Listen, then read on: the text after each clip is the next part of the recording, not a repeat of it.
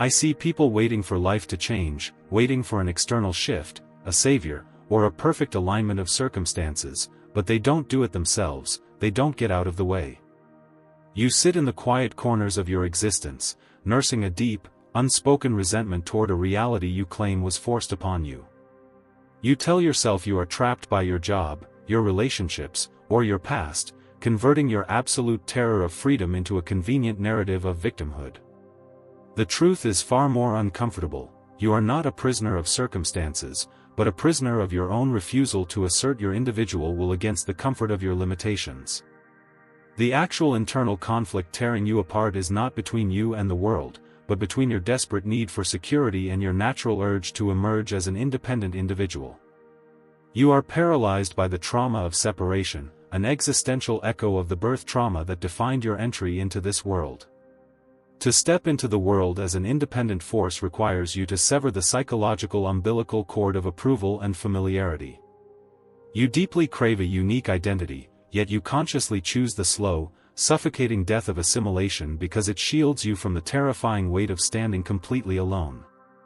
Your problem is entirely internal. Your environment is merely the stage where you execute your self-sabotage.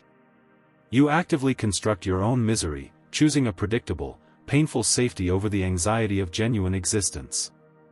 You do not suffer because you are broken, but because you have systematically traded your creative will for the psychological shelter of compliance.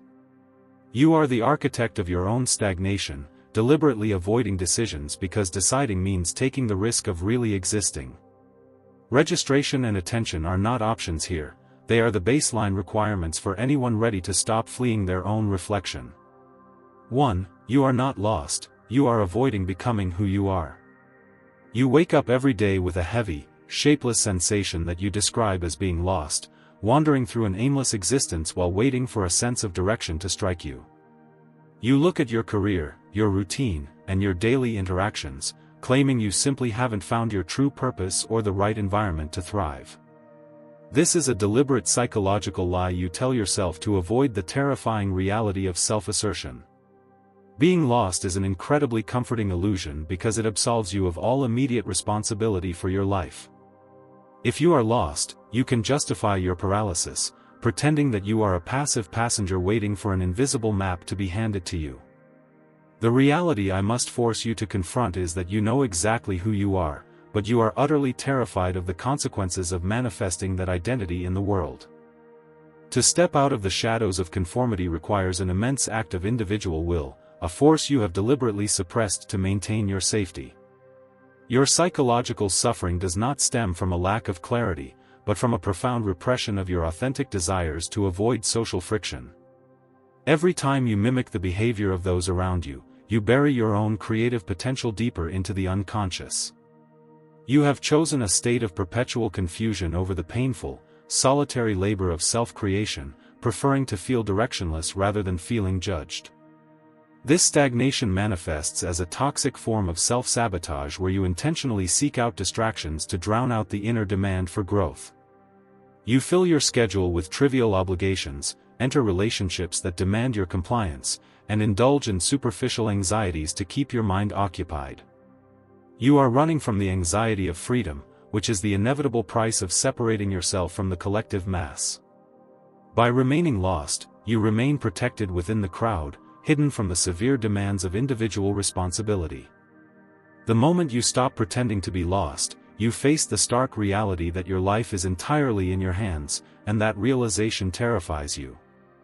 You are actively choosing to live as a ghost in your own life because you lack the courage to face the loneliness of individual existence.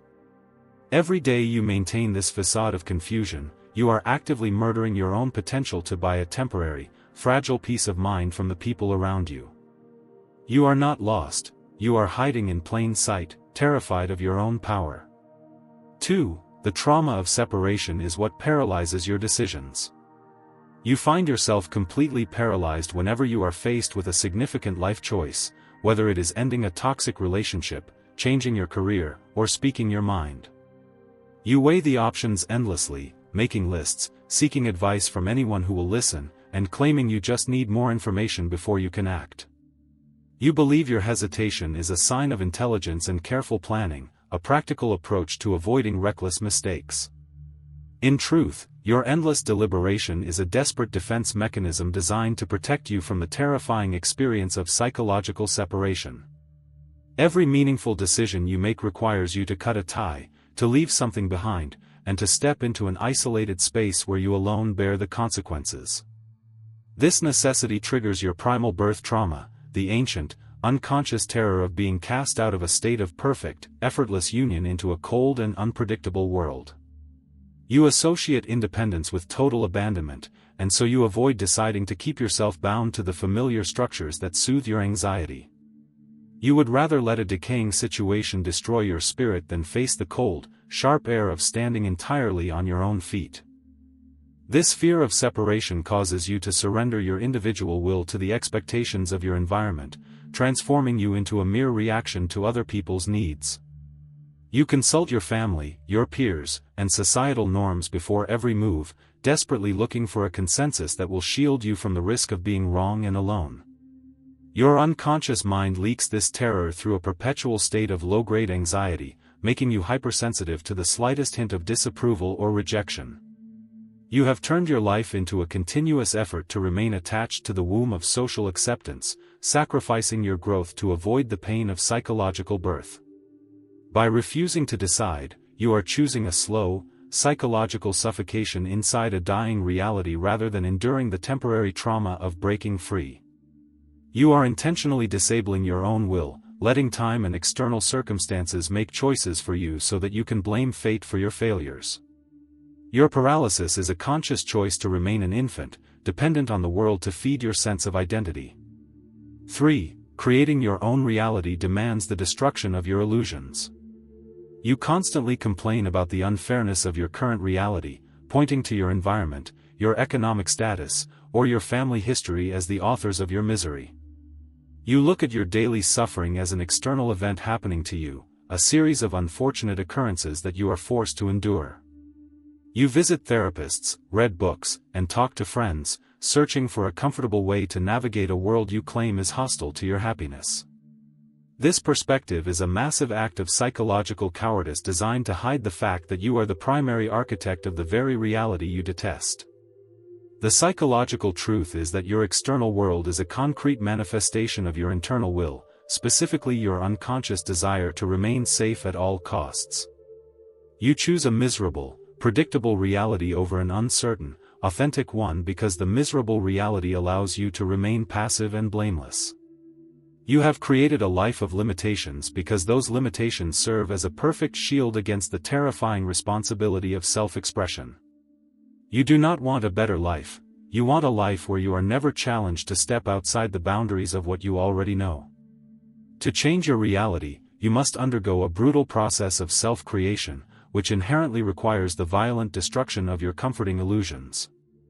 You must accept that your loneliness, your financial stagnation, and your emotional emptiness are conditions you have actively tolerated and structured to avoid the anxiety of risk. This realization causes an intense internal conflict because it strips away your favorite identity, the tragic hero fighting against an unfair world. Your unconscious will fight desperately to maintain your misery because that misery is the only thing that gives you a predictable, recognizable sense of self. Every single limitation you complain about is a brick you have personally laid to build a fortress of safety around your fragile ego. You are not a victim of a cruel world, you are a victim of your own refusal to endure the agonizing labor of tearing down your illusions and building a life of your own design. If your life is empty, it is because you chose emptiness over the terrifying weight of substance. 4. Your lack of will is a desperate plea for constant approval. You pride yourself on being an incredibly empathetic, flexible, and understanding person who always goes out of their way to make others comfortable and happy. You pride yourself on your ability to adapt to any social situation, to smooth over conflicts, and to put your own desires aside for the benefit of the group. You view this behavioral pattern as a profound moral virtue, convincing yourself that your selflessness is a sign of high emotional intelligence and spiritual maturity. The reality is far uglier. Your apparent empathy is actually a calculated, desperate survival strategy rooted in a total lack of individual will. You do not accommodate others out of love, you accommodate them out of an intense, paralyzing terror of their disapproval. You have completely crushed your own will because you know that asserting your true desires will inevitably create conflict, and conflict threatens your fragile need for connection. You have traded your authentic identity for a fabricated persona designed to be entirely unthreatening, ensuring that you are always liked but never truly respected. You are living as a psychological parasite, feeding on the validation of others because you lack the internal framework to validate your own existence. This absolute surrender of your will creates a massive reservoir of unconscious resentment that leaks out through passive-aggressive behaviors and sudden emotional outbursts. You secretly despise the very people you try so hard to please, blaming them for taking advantage of your kindness when you are the one offering yourself up for sacrifice. You use your self-proclaimed empathy as a shield to avoid the terrifying responsibility of choosing your own path and facing the isolation that comes with independence. You are terrified of standing on your own 2 feet, so you turn yourself into a mirror, reflecting what others want to see to ensure you are never cast out into the cold.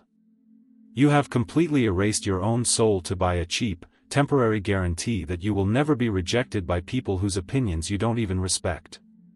Your life is a hollow performance, a series of compromises made to maintain an illusion of safety while your true self rots from neglect. Stop calling your cowardice empathy. You are simply too terrified of your own voice to speak your truth. 5. The unconscious leakage of your repressed creative will. You experience sudden, overwhelming waves of irritability, unexplained anxiety, and an intense sense of emptiness that seems to hit you out of nowhere. You look at your stable life, your decent job, and your quiet relationships, and you cannot understand why you feel so profoundly dissatisfied. You try to fix these symptoms by changing your diet, consuming entertainment, or seeking medical diagnoses for your shifting moods. You treat these emotional disturbances as random system errors, refusing to see that they are the direct, violent protest of your repressed creative will. Your unconscious mind is not a passive storage unit for forgotten childhood memories, it is a dynamic pool of suppressed creative energy that demands expression. When you choose a life of boring compliance, refusing to take creative risks or assert your unique identity, that trapped energy does not simply vanish. It turns inward, becoming highly destructive and attacking your own psychological stability from within. The anxiety you feel is not a medical malfunction, it is the friction of your unlived life screaming to be let out through the narrow cracks of your tightly controlled routine. You attempt to manage this internal leakage by implementing even stricter controls over your daily behavior, which only increases the internal pressure. You manifest this self-sabotage through compulsive habits, procrastination, and a subtle, persistent tendency to ruin good opportunities just as they come within your reach. Your unconscious will would rather destroy your comfortable, mediocre life through self-sabotage than allow you to continue living a lie.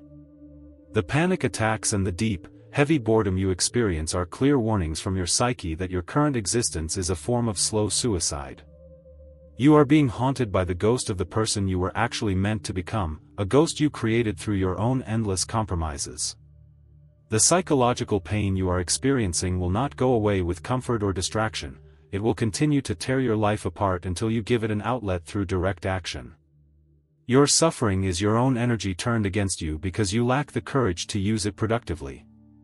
6. Psychological birth requires the willing death of your accepted version.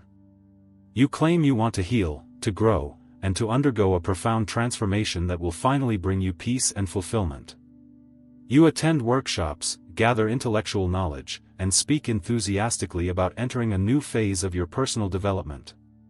Yet, despite all this superficial effort, your core patterns remain completely unchanged, and you continue to repeat the same self-defeating behaviors year after year.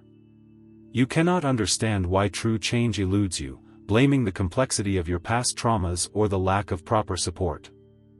The truth is simple, you want to be reborn, but you are completely unwilling to let your current self die. True psychological birth is not a comfortable addition of new habits onto your existing personality, it is a violent, agonizing separation from the version of you that is currently accepted by society. It requires you to consciously destroy the identity you constructed to please your parents, your friends, and your peers. The version of you that exists right now is a product of compromise, a curated collection of safe behaviors designed to ensure survival and belonging. To become a genuine individual, you must accept the terrifying reality that you will lose the comfort of being understood and accepted by the collective mass. This requirement creates an intense, terrifying conflict that causes most people to abandon their development at the very first sign of real progress. The moment you begin to assert your independent will, your old social circle will push back, expressing confusion, disappointment, or anger at your sudden shift. This response triggers an immediate wave of intense anxiety, an existential dread that makes you feel as though you are falling into a void without a safety net. To survive this phase, you must endure the profound loneliness of the transition, refusing to run back to the safety of your old, compliant persona just to ease the pain. You are deeply terrified of genuine freedom because freedom requires you to stand completely alone in the world, without anyone else to validate your choices. You would rather remain a well-liked, predictable caricature of a person than endure the messy, isolating, and uncertain labor of authentic self-creation. If you want to experience a genuine psychological birth, you must be willing to pay the ultimate price, the absolute destruction of your current comfort, your current relationships, and your entire illusion of safety.